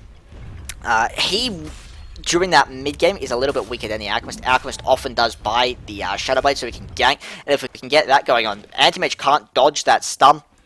And I think Alchemist might be looking to be setting up those mid-game engagements. You have got the Puck, you've got that Rubik. Both heroes who can really punish an Anti-Mage quite heavily if you can catch him out. Now Weaver roaming in looking for a kill on Crystalline, but having to back up as Visage comes in. Puck now level 7, Dragonite's level 7, and that first blood I think did actually cost Puck a little bit, because it meant that she used lagging real hard. So lag coming out for a lot of players, unfortunately. We'll just check that something's working here. Cool. Again, I do keep hearing a sound that sounds like something's glitching out with the streaming software. It might just be me imagining things, because I don't want anything to back up. So, because I don't want anything to mess up. But anyway. Puck going for the first blood attempt, it meant that suddenly she didn't, well, not first blood attempt, but going for that kill. Now, meanwhile, Darkseid getting picked off top bot lane, in the jungle actually, by a neutral. A little bit odd. And he had plenty of gold, because sometimes you do see that jungling, hesitate to say strategy, but it can sometimes be both if you buy absolutely everything up to actually kill yourself to a neutral, because it can be faster than going back to base and healing. He has retreated back into the jungle as well against an Alchemist Rubik, and Alchemist going for the Phase Boots build, probably going to be looking to go into that Shadow Blade next. CP now coming out from Darkseid, heading to that top lane, trying to contest a little bit. Weaver now level 5, still going to wait on that level 6. Anti-Mage meanwhile level 6. So in terms of XP, well behind. The Alchemist puck going down mid. Meanwhile to the Dragonite lift coming out on stabs. And he's going to drop indeed. Now stun coming out from the Dragonite, looking for a kill on Poison Gaming, who has rotated in, using the ball to try and get some mana back. Poison Gaming in some trouble. Will live though, because that poison damage not lethal. Indeed, there we go, able to get away thanks to that haste route. Aqua's going to town on that top lane. In terms of net worth, still sitting in basically neck and neck with the Anti-Mage. Anti-Mage now sitting about 1400 away from that Badger Fury. And with that up, when you consider it's neck and neck at the moment, with Alchemist getting basically free farming with Greed, with the Midas, I think Anti-Mage will really start to pull ahead once it starts to get that Battle Fury. Sometime, we've only got that one stack going on so far in the jungle. Typically you see with the hero in terms of, who has a lot of AoE. Now Puck going out, the ulti. Nova coming out from Crystal Maiden trying to set something up. Puck in a lot of trouble now, stunned under this tower. Does have the... Indeed, out comes the phase shift. Now trying to get away. Dragon not able to get in range. Out comes the orb and actually able to pick up the Dragon. Meanwhile, Darkseer picking up the Weaver, trying to get away. I think the bug alone will be able to finish up. Indeed, down he goes. Soul Assumption now getting used on the Alchemist. Alchemist having to back up. Grave Shield coming out from Visage, able to allow him to get away. So far, rotations coming out from both teams. More successfully for the Radiant, I feel. We saw Puck picked up mid. She was able to return the favor on Dragonite just then. Nova coming out from Crystal just to harass at the moment, I think. Opting to go for 2 points in Arcane. So going for the Mana Bitch build, which is a little bit old school. Quite often I see with Crystal Maiden, they opt to take the 1 point in Arcane Aura and then go for Frostbite or Nova. Invisibility is coming out on the Crystal Maiden. In jumps the Anti-Mage, but I think just trying to keep Weaver on edge more than anything else. Support's nowhere to be seen. Aquas now drawing slightly ahead into the net worth thanks to that last engagement. Top, he was able to pick up a kill. Speaking of engagements, in the top lane, Witch Doctor and Rubik rotating in now as we see TPs coming in from Weaver. Alchemist about 18 seconds away from his ulti, I should say. They are going to run into the Crystal Maiden, throws out the slow. Out comes the Casket, going to buy some time, but the Familiar is going to finish off both anyway. Alchemist does throw out the stun. Still about 5 seconds away from his ulti, and he won't have the mana for the ulti, as out comes the Grave Kill, and Assumption alone will allow them to finish him off. Triple kill for Visage. Very, very strong engagement. Look at gold. Now 500 up, so still fairly even. 2,000 in terms of XP, owing, I think, to their stronger rotations. Mostly the Alchemist is keeping ahead in terms of farm, I think. Dire structures are fortified.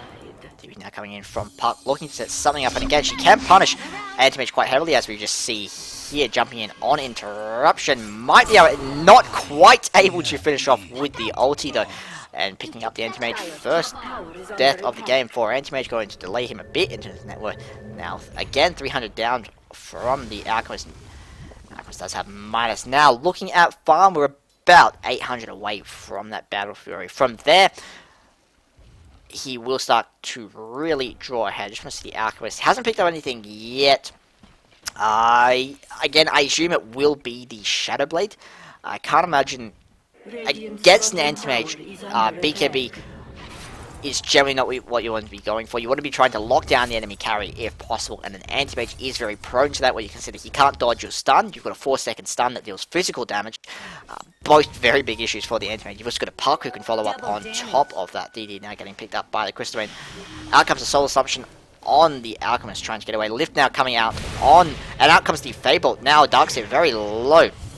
Alchemist turning around looking for a kill. In jumps the Puck, finishing up the Visage. Stun getting charged up on the Alchemist, picking him up. But the right click means he's now going to stun himself. Managed to pick up the Familiar. But might be some trouble as Crystal Maiden roams in looking for a kill, but now surrounded by 3 heroes. I think regretting that quite a lot. And now the engagement's starting to swing back in Poison Gaming's favour. They do have Alchemist's ulti up in about 3 seconds. So we're looking to pick up this tower as Anti-Mage does the same. But he is 50 gold away from that Battle Fury, a little bit over that. Dragon on level 11 hasn't really gotten any rotations done on his own, and that is often one of the reasons you see. Well, one of the one of the reasons you see Dragonite picked mid. Not the only reason. But he's got a very, very strong roaming ability in that Dragon Tail. He can pick up heroes like the Alchemist quite easily, because even heroes like the Puck. And the other reason you pick him in is, I think, because if the enemy mid leaves the lane, you can push down that tower very, very easily. Dragonite, one of the stronger early pushes in the game. Now the ward has spotted out Poison Gaming's attempt at a gank. The breath coming out, but now Puck in Sun Temple doesn't have the orb to jump away. That was used to attack. Now the ulti coming out from Witch Doctor as Dragonite turns around. Paw is coming out from Weaver. And I don't think Dragonite, now about 5 seconds away from the tail. So won't be able to pick up the Rubik with that. However, in terms of right clicks, he may well be able to. I will need, I believe, more than one click to finish him off. Indeed, looking at HP, he need at least 2. So Rubik may be able to get away. Puck already dropping, and it looks like Crystal and Visage are going to back up now. I think that's a full soul assumption on Visage, so he can potentially turn around, and even if Mr. Snicklefritz gets away, they can go on Wish Doctor very hard. Grave, and he will at least be able to turn around with the soul assumption and take a chunk out of Witch Doctor's HP.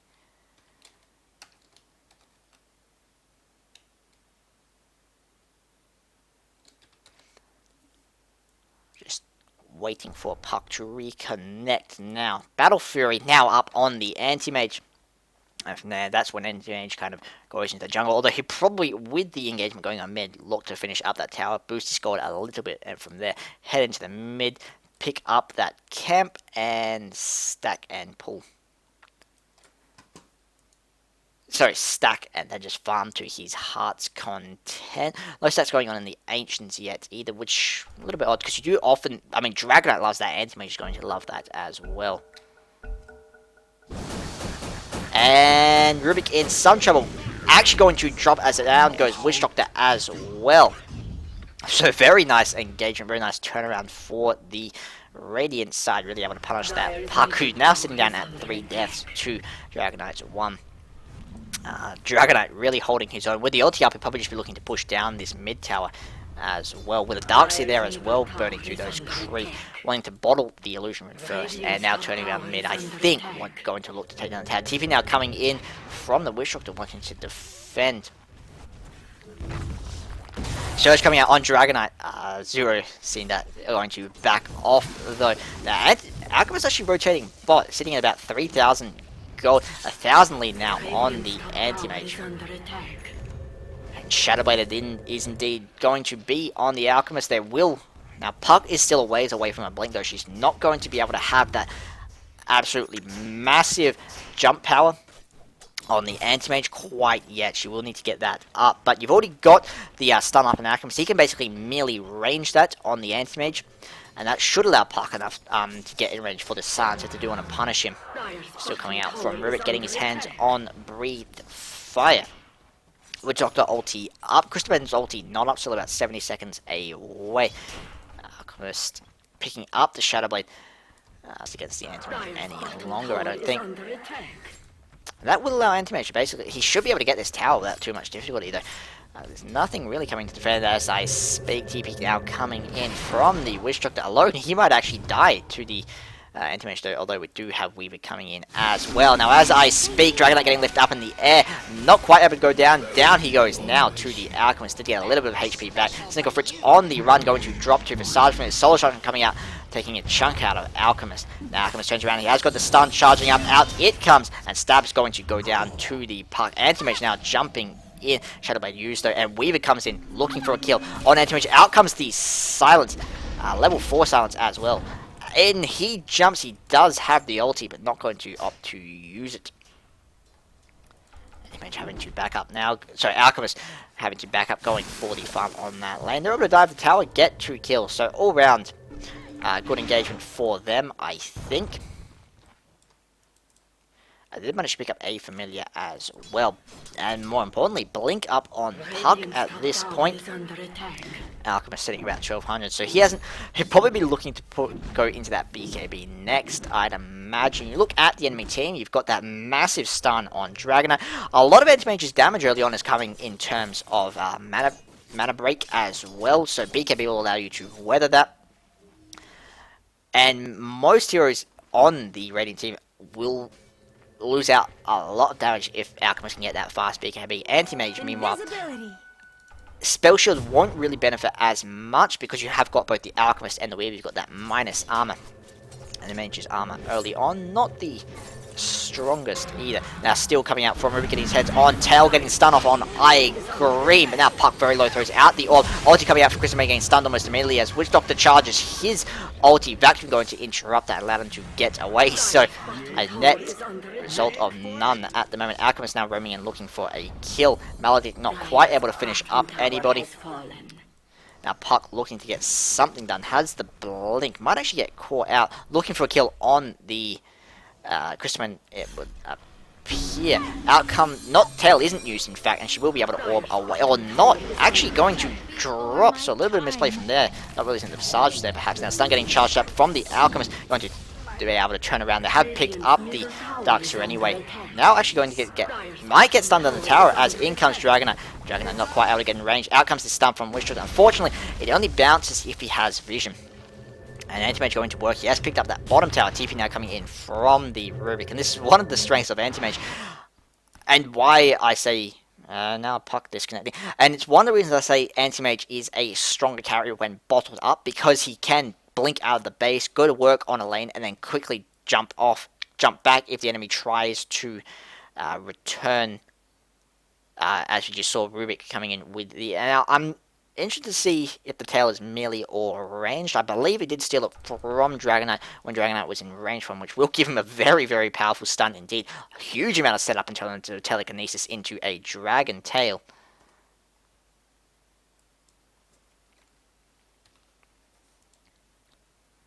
Witch Doctor, no real item progression on him. Rubik, not too much either. While on the enemy team, Crystal going for the ward bitch build, but still sitting better in terms of farm, and Visage almost finishing up his mech. I assume we're going to be seeing the pipe from Darkseer, who has only picked up his headdress. Now looking at Anti-Mage, nothing so far since the battlefield. Is sitting about 1700. Typically he will go for the Manta build. I can't think of a reason really they wouldn't do it this game. I don't think BKB. I think Anti-Mage does often get BKB after the Manta. I don't think a BKB rush is really necessitated at this point. We've meanwhile not doing too well in terms of farm at all. Quite low in terms of net worth, in fact. Sitting only above the supports in the game. Has picked up the Aquilia.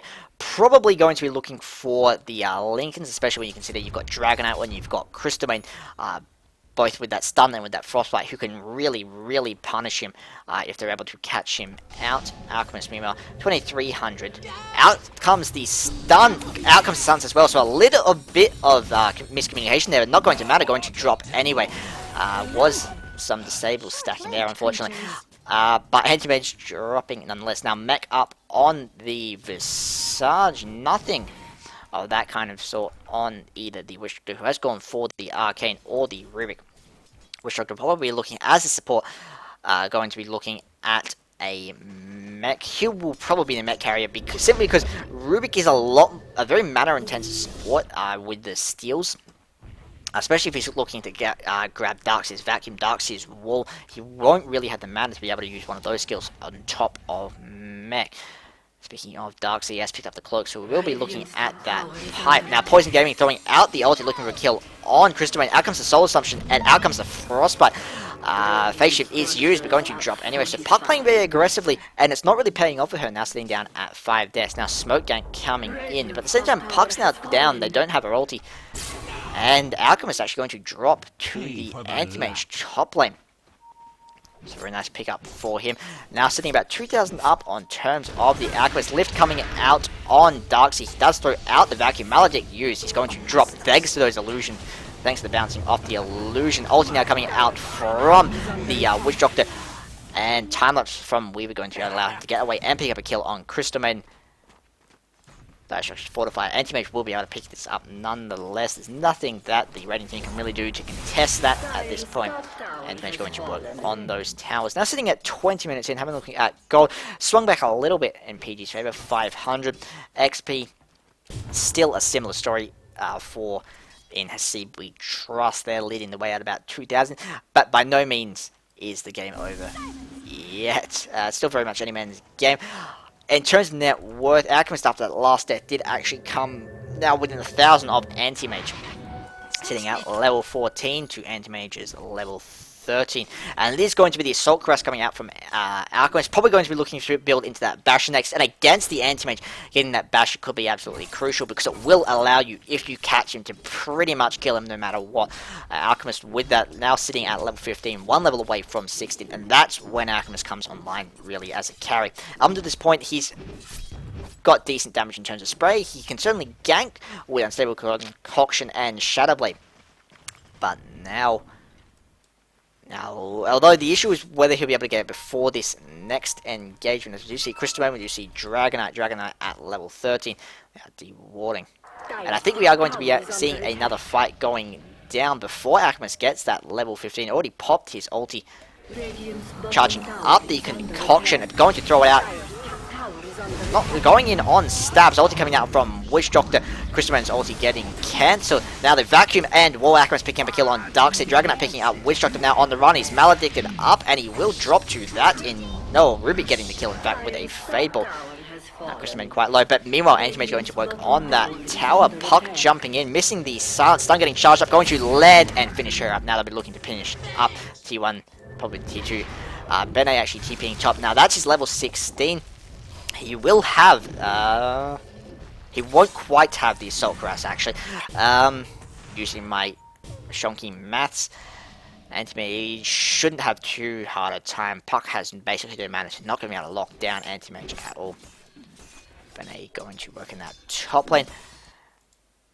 In fact, he has just gotten enough for the Assault Cuirass with that extra farm he got in that top lane. Bringing that in now. From there, I would have to imagine it's going to be the Basher. So I still think BKB will be an item he's going to be looking for, but probably delaying it a bit in favor of the lockdown. We saw in that last fight he wasn't didn't have a particularly hard time against the disables of the enemy team. I think Dragonite not able to actually get the stun off on him. Now we did just see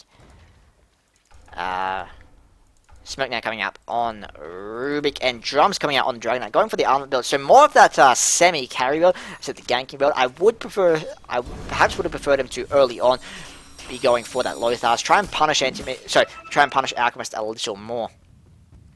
Sax now coming out in that lane. No wards up for the Radiant side there, so Anti-Mage should be able to fight, and that is one of the biggest strengths of Spray, I feel, that you can simply throw a spray in there. It allows you to both stack the Ancients and farm the Ancients, and it can really give you a big advantage in terms of gold. Speaking of gold, Anti-Mage picking up the Mantis Style, now sitting about 600 extra gold on top of that. Now we do see a Smoke gank. They are looking to pick something up, and they may well find that Crystal TP coming in from the Alchemist, and now they're going to lift Crystal up in the air. Out, she gets about a second of the ulti off. Out comes the Darkseer ulti. Now Alchemist going to work on it. I agree, picks him up without too much difficulty. Stabs very low, trying desperately to get away. And you now pin between two. He's going to drop as well. Anti-Mage the only survivor, pushing away. And now I think Anti-Mage does sort of with the now he's got 3 AM with the Mance. He does need to be looking to come into this fight, I think. Simply because his team Puck disconnecting once again. Now with all the outer towers gone, now jumping in on Rubik, able to finish him off very quickly indeed with the ulti. Probably going to look to back up. Now going in for the rush. He has actually TP'd back, so he's not going to run into them. Looking for a farm in the top lane. Alchemist should be able to get this without too much difficulty. I was thinking in terms of gold, he's about 700, I think, away from that Basher. With that up, he will really start to win these fights. Anti-Mage not doing... Now, still only sitting about... Well, as I say that, he drops 2,000 behind the Alchemist, thanks to that Rosh pickup. Alchemist with the spray. He's probably going to be looking to clear these Ancients now, or not going to stack and going to pull them first. I think he could probably just throw out the spray anyway, simply do some chip damage as well. We were able to, thanks to a frostbite from Christopher, unfortunately, I think a misclick there, getting a creep instead of the Weaver, who should be able to get away. The vacuum is going to bring him back. Sentry gets placed. It's a little bit too late, unfortunately, to be able to lock down the Weaver. Aqua's now going to town on those Ancients, sitting about 1,000 up in terms of net worth on the Anti-Mage. But it does feel like Anti-Mage is going to be less of a threat in these fights. Now pause coming out from Alchemist again as Puck DCs again, I think. So I think something is messed up with Puck's net, or at least her connection to this game. It's, I think, the 5th or 6th time we've seen her DC. Weaver, now at about 25 minutes, has his Perseverance. He's about 2,000 gold now away from that Lincoln Sphere, so quite delayed, unfortunately, for him. He's not doing, I mean, he hasn't died that much, but simply he thinks so. I think going for that Urn first, going for the Aquilia has put him a little bit behind in terms of Lincoln this time. Which is now picking up the Headdress. He's probably looking for the Mech Drum coming out on the Rubik. Alchemist has finished the Assault Cuirass we saw taking on Rosh, and he will be able to finish up the Basher at this point. I don't think that will leave him on enough to buy back, though. And so we may be looking to now, now we're looking at about 25 minutes in, especially when you consider the Anti-Mage. Anti-Mage going up against Alchemist at this point, I think, will lose. But if Alchemist gets picked off, he will desperately need to buy back, because otherwise I think Anti-Mage will have basically free reign on the rest of Alchemist's team. Puck, we saw her pick up Blink a while back. But no item progression then since then. Sitting about 2,600, probably going to go for that Sheath Seek, gives you some more lockdown against Anti-Mage, against Dragoner, and will give you another stun against Crystalmane, more importantly a stun that isn't blocked by Silence. And Crystalmane, if she can get a big ulti off, can potentially still melt away. I mean, you've got a lot of squishy heroes on Poison Gamer's team in terms of that Rubik, in terms of that Witch Doctor. But also the Dragonite. Simply, if he comes in looking for a stun on Alchemist, you can lock him down, allow Alchemist to get a little more damage in. Because Alchemist still hasn't picked up the BKB. I would imagine that'll be his item after Basher. Now, Ping is coming out. I think this ward has spotted what Anti-Mage is doing. At least I assume so because of the ping. Puck still, I think, trying to fix her lag. Lines getting drawn on the map from Crystalmane. I think just saying we've got a TP coming in, and it will be an issue to fight because we don't have Crystalmane's ulti up. I don't believe we have Familiars up either. Indeed, 50 seconds away from getting them. And there's one issue with Visage. While the Familiars are very, very powerful, and well, indeed, he's a very, very powerful hero in general. If you go into a fight with Familiars down, he relies on those, I think, more than a hero like Crystalmane does. And they do have quite a large cooldown, 140 when max. So if you get them, if you both drop in a fight, as we saw earlier, that means that your team has to play, well, you have to play more defensively. Okay, so Puck, I think, finally ready. And here comes the unpause. And you are? Now, the creep's going to town on that top lane. It doesn't. Now, in jumps the Puck, going for the Silence Witch Doctor stun coming in. Maledict on I green. Anti-Mage, sorry, Alchemist actually stuns himself. Now, Witch Doctor charging up his ulti. Venti, very, very low, having to back off. Doesn't have the ulti. Might actually drop here indeed. He does have the Aegis. So, out comes the stun now. Going to help finish up the Crystalmane. Now looking for a kill on the Anti-Mage. Going to find it as well. That's very unfortunate there. Because he didn't have his ulti up, mana dropped quite low, and he didn't manage to get the stun off either. I think he was looking to throw it on the Anti-Mage, because Dragonite was also definitely a target. Now the Basher on the Alchemist. Now that's a full team wipe for the Radiant side. They lost nobody there as well. Now just going to absolute town on the tower. Should be able to get T3 without too much difficulty, actually. Darkseid is there to defend in about 5 seconds. He doesn't have his ulti, though. Christopher does have her ulti up, but I don't think going to be able to do too much, if anything. Dragonite about 5 seconds away, but most importantly, Anti-Mage at 35 seconds. Fortify comes out to try and buy some time, and that will allow Dragonite to get back as well. DJ Bass actually not looking to toggle tower aggro. Going to use time lapse, just trying to tank away. 20 seconds away from Alchemist stun on Alchemist. 20 seconds away from the Anti-Mage. As Crystalmain drops Green TPs in, gets Maledicted up, tries to go for the stun. Zero in some trouble. Will actually drop Green now, dropping to the Alchemist. Status going down just to Alchemist right clicks. 3 seconds away from the Anti-Mage. He drops Anti-Mage, the only person alive on his team now. This will be Irax. I think he's not going to be able to contest alone.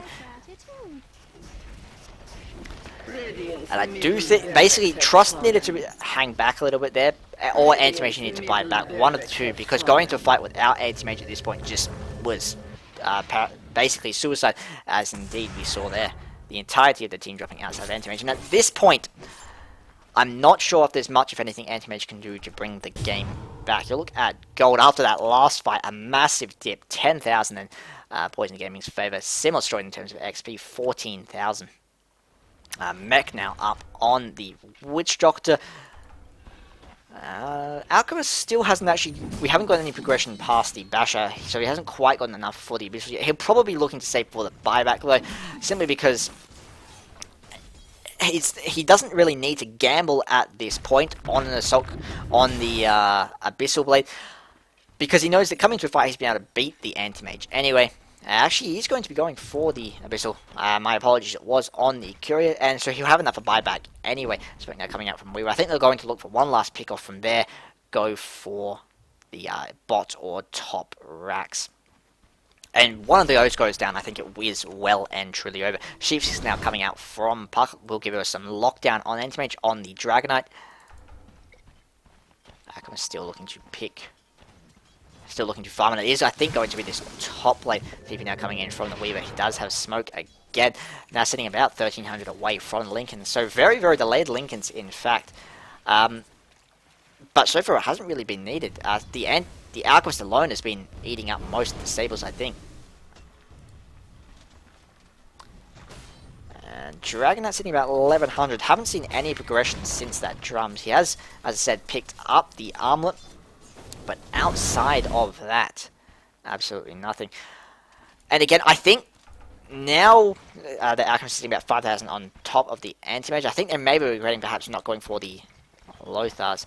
Another DC coming out from that Puck. But we see the Hood getting picked up from on the Darkseid. Just plays, says Weaver. So we might be seeing some micro skills indeed. Someone who's controlling the Puck.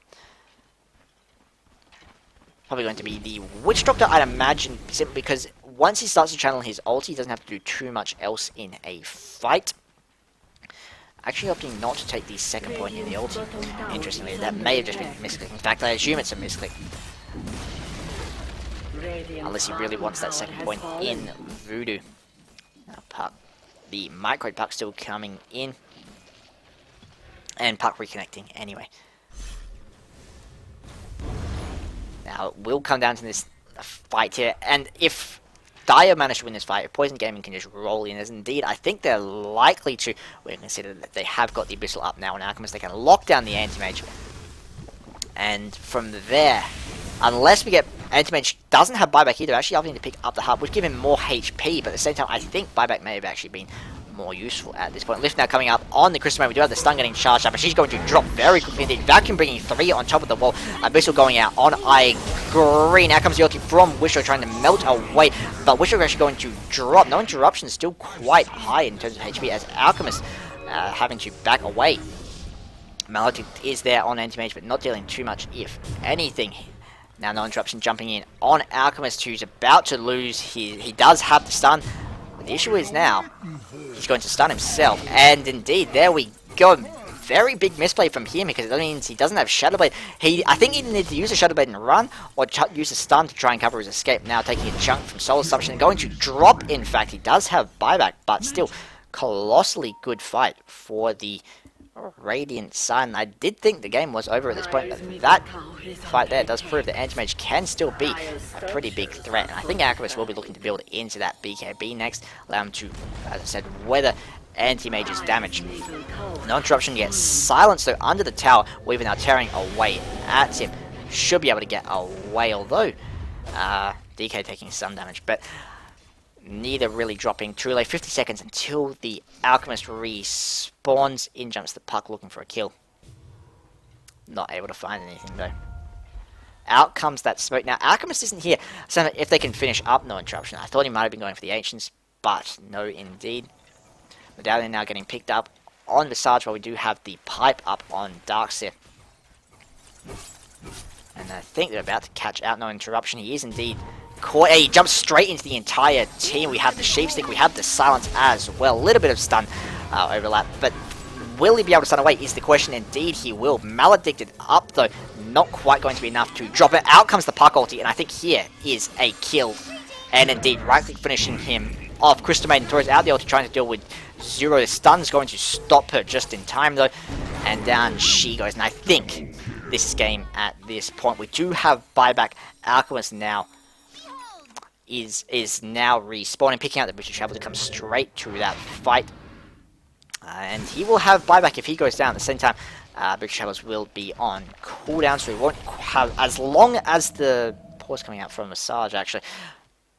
I think just a misclick there as he does say go almost immediately after. Anti-Mage does indeed buy back. Now the thing is, if this fight takes more than 40 seconds to break out, Alchemist is going to have buyback and Boots of Travel to come straight back into this fight. Weaver will not have buyback, unfortunately, sitting about 100 to go away from that. So if one kill happens in these fights, he'll have the buyback and his ulti to come straight back into a fight as well. So basically, it'll come down to how long this fight takes to break out. Now 20 seconds away. And about 170 gold away for that. If he picks up this camp, he'll have that buyback. Now, smoke is coming out, not on the Anti-Mage show. Stun from the Witch Doctor as Darkseer, I think, tried to vacuum people up onto the wall. Now, interruption jumping in, picking up one kill. Might get caught by this stun. Stun getting charged up, certainly not actually able to follow up on top of that now. And Puck trying to get away. We do have the Darkseer throwing out another vacuum. So, both supports going down for the Radiant side. TP now coming out from the Alchemist. So not able to contest this fight.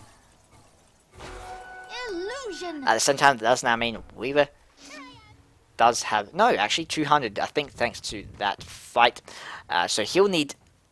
Coming into this fight, I think he's going to need that buyback, because Anti-Mage is starting to become a pretty big threat, at least to the support. In a Toto fight, I think he will be losing to the Alchemist. However, the issue is you've also got that Dragon out there with that massive stun to lock down Alchemist, and you've got the rest of the team, the rest of Alchemist team, which is just melting around him thanks to that Anti-Mage ulti, thanks to those Battle Fury hits. Roshan is up as well, so I think both teams may be looking to take that, because suddenly it swung from what I would have said very strongly Poison Gaming's fame back in. While Anti-Mage's team is still on the defensive, as I say that, we do have the Lincolns coming out on the Weaver at last. But it has swung back in Anti-Mage's favour. Looking at gold, I think that will tell the story. Indeed, going from 13,000 in Poison Gaming's favour back to just over 1,000 gold their favour. XP, similar story, so a little bit spiky up these last few fights. Now, no ward coverage up for the Radiant side. I don't know that this Rosh is going down. Alchemist will be looking to pick this up, I'd imagine, melting away. And this is a free Rosh for them. There we go. And now I think they're just going to be pushing straight into this tower. They know that Alchemist can take on this Anti-Mage with the Aegis. And even if that fails, he has buyback, he has Boots of Travel. We have the same on... No, still not the same on Weaver, in fact. Yeah, because he has picked up the Lincolns, but he won't have buyback in this fight, unfortunately. If it does come down to that. The only heroes we have buyback on, in fact, are DK, Darkseer, and the Anti-Mage. If he goes down in this fight, it will be over for his team. Blink actually coming out from the Darkseer, so looking for that setup. I think he he realizes his team really needs some kind of surprise coming into this next fight. Alco's popping the ulti now, about to go to work on this tower. Might just be able to tear into that too much difficulty. Fortify coming out. Anti-Mage on mid does have TP, but I think not going to go back until it's absolutely necessary. But it might be necessary now as we see that T3 just absolutely melting down. It goes. Anti-Mage meanwhile going to work on that T2. Out comes the vacuum, catching 4. Stun now getting charged up on the Alchemist. He will be able to turn around and throw it. Actually going for the Darkseer, oddly. Ulti coming out now from Christopher, and Alchemist dropping quite low. Doesn't have the ulti. And gets stunned once again, as in jumps the Anti-Mage trying to get something done. Bene actually going to drop down, goes the Darkseer. No interruption gets stunned by Wish. He gets turned into a sheep. He's maledicted up. We do have the stun getting charged. No interruption might be able to get away. He is silenced, but that alone won't be enough. Buyback now coming out from the Dragonite. We do have the Alchemist ulti getting used. That's 1 Rax at least, probably 2. We don't have the ulti on Dragonite. Return the favor. Definitely a Rax there, and they might be able to just rotate top, come in. Although you have got a pretty big deficit in terms of creeps. Now they are TPing top. Alchemist heading up there already. Weaver there as well, looking to push in, finish the game. I think that was a little bit of a misplay by Alchemist there. He went to stun Dragonite, who was pretty much dead anyway. If he turned around, gone for the Anti-Mage instead, I think they would have been able to finish him off very, very quickly. And anyway, Alchemist now going for the heart, will give him some more bulk. At the same time, I do think BKB may start to be, is now something he does quite desperately need. When you consider something like the Crystal Maiden with only it's still only 1 point in Frostbite, but if she can get a few more levels, she'll be able to lock down his attacks for quite a long duration. Also, just in terms of the Dragonite, we saw him there locking down the Alchemist twice. Now Anti-Mage picking up a basher of his own. Still, that does mean he's not going to have gold for Buyback. So, sitting about 30 seconds away from Buyback itself, but about 1,200 away in terms of gold. And this is a T2 very easily going in Poison Gaming's favor. Radiant's top tower has fallen. From there, they will have to wait until Alchemist ulti comes back. I'd imagine not going to, with the Aegis gone, they're not going to want to push this into a fight too risky. Although tearing away at that tower is about to wear off, though. We do have the blink on Darkseer, but not opting to go in there. He has popped the pipe at least. And now they are just waiting for Alchemist ulti to come back up. They did get some pick damage in on the tower, sitting about 3/4 HP. So we had the Yules come out on Puck just after that last fight. Nothing so far on the Weaver outside of a Mithril. But that does mean he won't have enough gold for the buyback. About 200 away. Stun coming out on Bene as in jumps the Anti-Mage Vacuum. Not really doing too much though. And 5-second stun on the Anti-Mage. The Vacuum from Rubik bringing them all together. Puck actually picking up the Dragonite. Now, Anti-Mage still alive, but going to drop anyway, not able to finish up the Rubik, not able to finish up anybody, in fact. Now, with him down, no buyback at all, like, this is game, I think. There's not much Darkseer can do by himself. He has Vacuum, he can bring them onto the wall, there we go. But alone, that's just going to do nothing but buy time. You're sitting at 8 seconds away from Alchemist's ulti, 70 seconds away from Anti-Mage respawn. And Megas are about to come out, and from there, I think it is game. There's not, Anti-Mage just will not be able to push out the lanes fast enough. Anti-Mage, sorry, Alco, and well played, says DJS. He thinks it's game, and I can agree with that, certainly. And so basically, that was a free farm Anti-Mage versus a free farm Alchemist. In the end, free farm Alchemist just proved to be too much for the Anti-Mage to handle. He wasn't able to come ahead in terms of net worth. Now sitting at 19,000, almost 15,000 behind the Alchemist.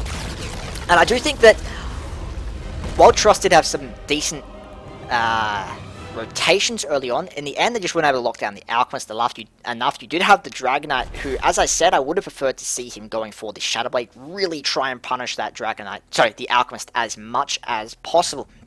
Because in the end, Alchemist just ended up with that greed getting too big, too fast for the Anti-Mage to really deal with. So, I believe that the next game will be up in about 15 minutes. So until then, my name is 555, and I'll catch you next time.